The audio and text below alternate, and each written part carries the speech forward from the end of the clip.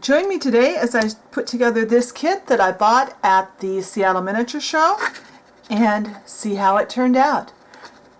Stay tuned and see how easy this kit is to put together.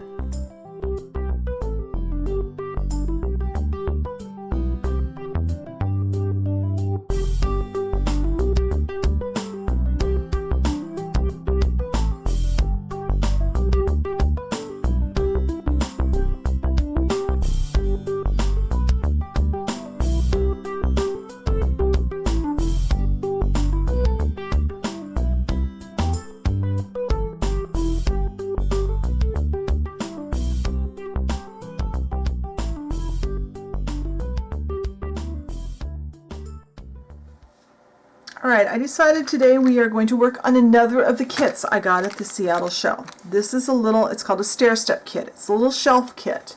I think it's just adorable. It's pretty straightforward. It has one sheet in here that has the directions and the photo. Real easy to follow. The pieces for the kit are cut of maple, are laser cut from maple. And they look beautiful. They're beautifully done. I had asked on the Facebook page if people would rather see me paint this or stain it, and if they would rather see it left new or aged a bit. It was kind of funny because I counted up the votes. Pretty much unanimously, everybody wanted to see it aged. But the people that wanted it painted and the people that wanted it stained were exactly split down the middle. So, since I've done a painted, aged kit project before, that was a bench, I decided I'm going to stain, but I'm going to stain this with craft paint. So, maybe try paint.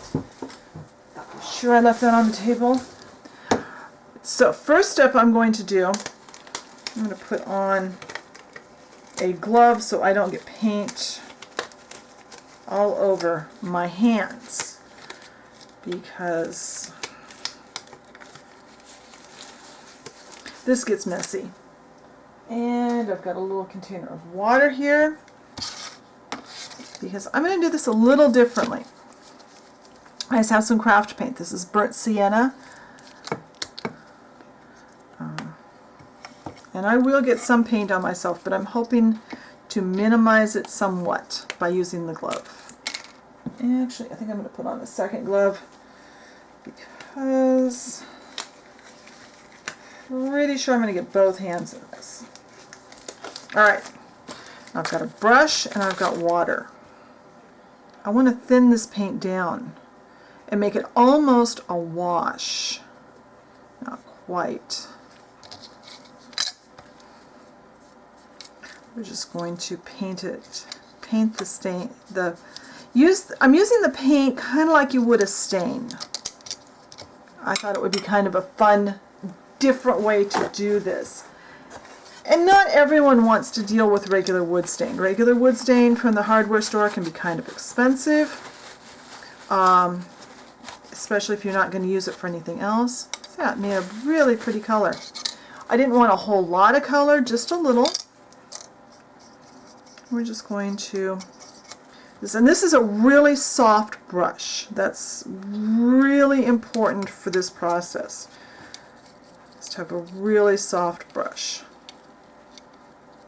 And the kit says that this kit will do well with both painting and staining. So, however you want to do it. One of the rules is if you're going to stain, it's easier and less foolproof if you stain before you put your project together.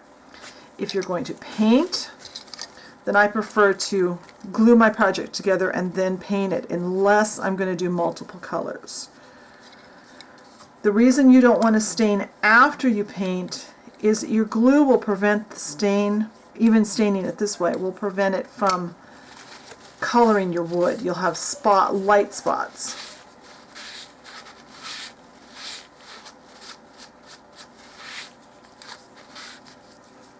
There. You can see this. I'm just going to go through all the pieces here and do this and show you how quick this goes. It is a super easy and quick project. And you saw it didn't take very much paint either. It is sticking to my tile. The beauty of working on the ceramic tile again is just like any other time, I'll just be able to let that dry on the tile and wipe it up. Later on, when this is all put together, we will be aging it and make it look not quite so new.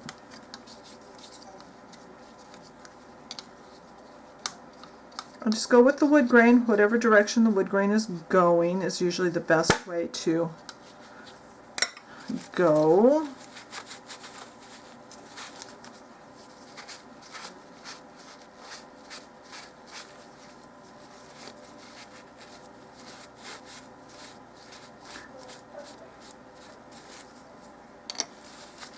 And one last piece. Whoops, just drag that through the paint. So that. But you saw that little tiny puddle of paint I had, and it was just about the perfect amount.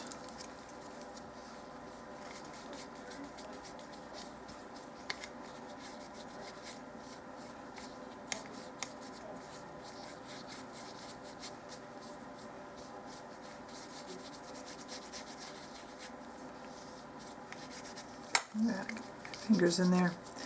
I probably could have just used my fingers to do this too and not even use the brush. There we go. So now that just needs to dry. Let's get that a little bit there. This just needs to dry. I'm going to clean up my tray. Let this dry, and when this is completely dry, we can start assembling this kit. I think it's going to be a really quick and easy project. So let's let this dry and I'll be right back. Alright, I'm going to assemble this now. I get asked about this every time I use this device. This is simply a magnetic jig. And before you ask, I don't know what company I got it from. It was a gift that I got many, many years ago, but it just helps me keep everything straight. So these pieces did warp, but just a tiny bit, and we'll work with that. It's okay. So the first thing it says is we want to glue our back piece with our two side pieces on either side. And the back piece goes like this. As opposed to this, it goes like this. So I am going to stand this right like that. Run a bead of glue around each side of this.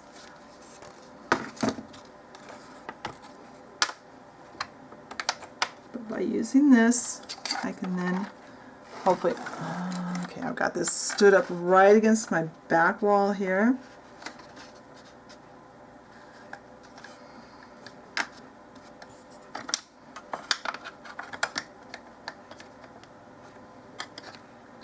But my thought is, whoops, sorry, didn't mean to bang the camera like that. By using my magnetic jig, I can get that straight.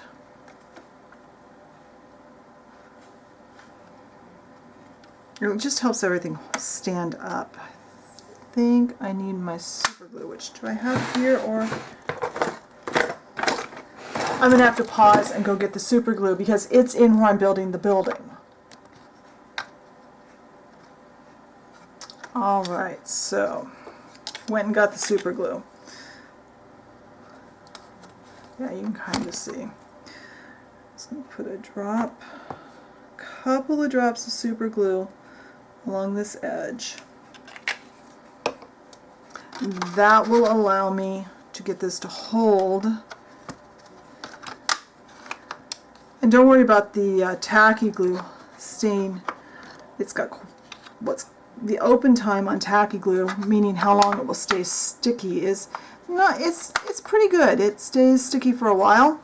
In fact, it gets stickier as it sits there. I'll put. Are we under camera? Yeah, I think we're actually under camera, although it might be in the shade. Just putting 3 drops of super glue on the back.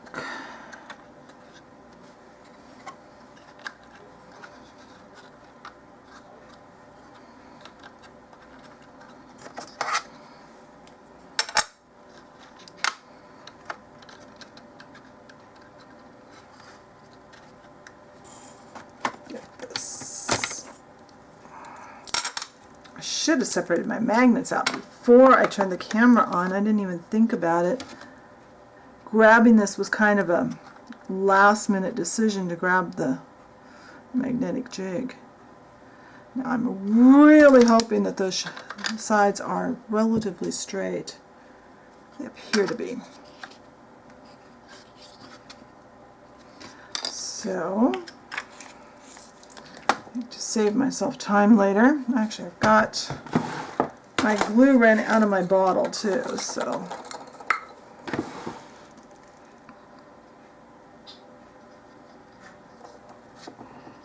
this is why I wanted to stain before I started. I am so messy at gluing, especially when I'm doing this on camera, because I'm really not in a good location to see what I'm doing when it's on camera.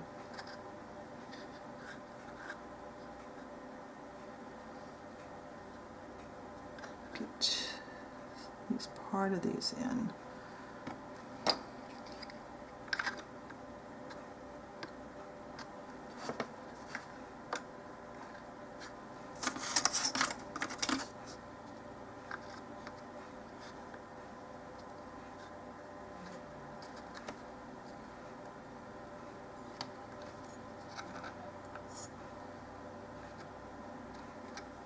And it wants to lean to the back, so that's why I'm finishing this up.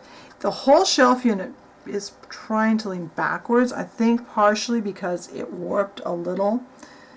Had I had a not water-based paint, it wouldn't have warped as much, by the way. Okay. But now you can use these as magnets as weights. They will help hold this straight and square if I don't glue them, fasten them together. There. If I don't do that. Yeah, I won't cut that out. You can have a laugh at that one. That was classic klutz job there. So I think I'm going to put all of these on the middle shelf. There. There. That's weighting everything down. And now it's sitting pretty straight. There.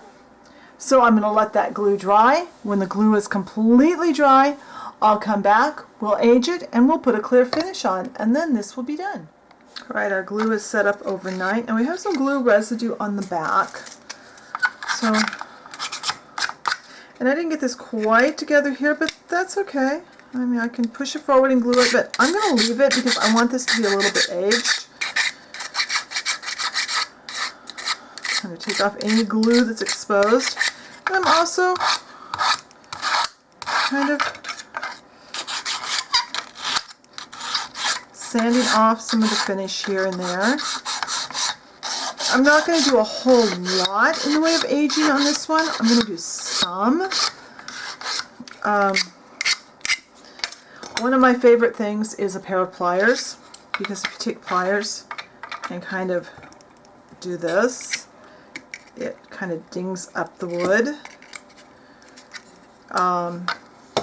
Another fun one is if you have something small and round, like I should have gotten this out earlier. That doesn't work. I am going to put out just a little bit of brown paint. Take your round cutter or anything. You can use the end of a straw.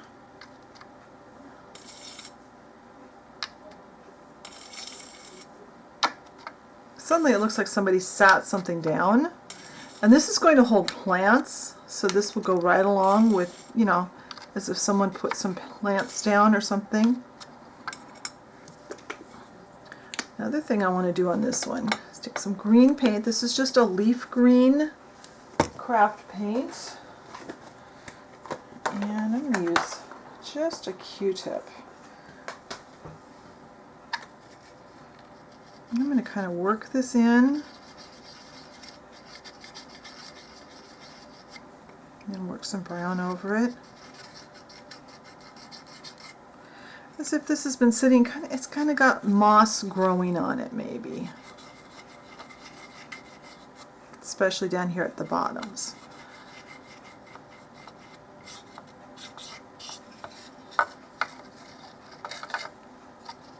Let's get some green on all four sides, and then we'll do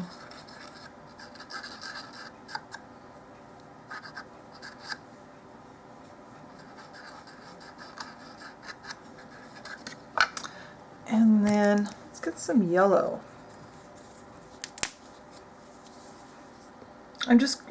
Right now I'm just grabbing paints that I happen to have left on my table. I have a little straw here.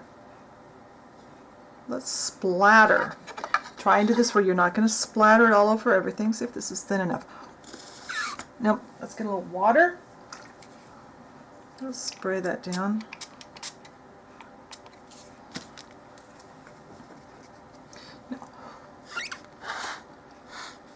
Sometimes this works. It's not working on this one, so we'll just splatter it that way.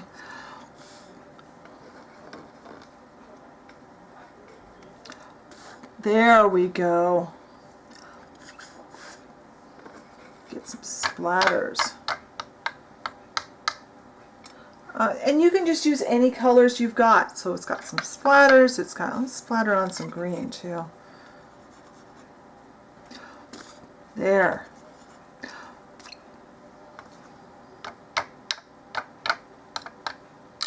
This is just going to be a shelf that sits outside, so who knows what's gotten on it. I'm going to let that dry, and then I'll come back and we'll put, I'll come back and we'll do the next step. Now, I think I am actually going to, before I go though, I'm going to take just a cotton ball. I don't want these to be, these splatters to be bald, to be, dimensional there. I'm going to flatten those out. Sometimes I leave them the way they are, but this time it was kind of puddling a little more than I wanted. There. And kind of wipe that all over. But you can do more, you can do less, you can do whatever you want when this paint dries, which will just take a couple of minutes. I'll be right back. Okay, so this is dry now. I actually hit it with my heat tool so I could get moving on. Now I have a container of water. This is water. It can be anything. I've actually washed a paintbrush out in it a couple of times. Just a few drips of some brown paint in there. And if you've been painting and you've got kind of a dirty water from like painting acrylic paints and cleaning your brush out, that water works great. Because what we want